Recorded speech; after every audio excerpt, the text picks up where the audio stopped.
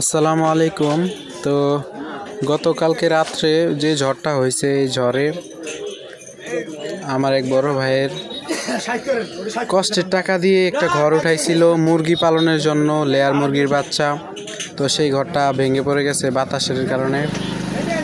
আসলে অনেক কষ্টের টাকা ছিল। আগেও একটা লেয়ারের ফার্ম করছে।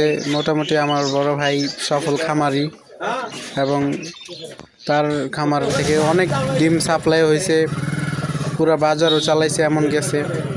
যাক, পরে এই ঘরটা দিয়ে দেওয়া হয়েছিল। তো এখন আল্লাহ যা করে ভালোর জন্যই করে আর কি।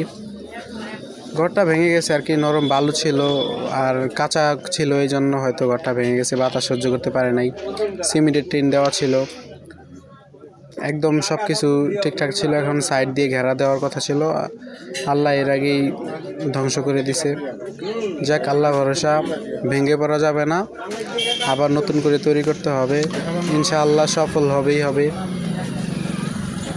সবাই দোয়া করবেন যেন ভাই আমার ধৈর্য ধারণ করতে পারে, এবং সবাই দোয়া করবেন যেন তাড়াতাড়ি এটা সুন্দরভাবে আবার নতুন করে উঠানো যায়। আপনারা যারা খামার করার চিন্তা ধারণা আছে, সবাই আস্তে আস্তে শুরু করতে পারেন। সবাই সফল হবেন, কিন্তু ধৈর্য ধারণ করতে হবে, আল্লাহ ভরসা।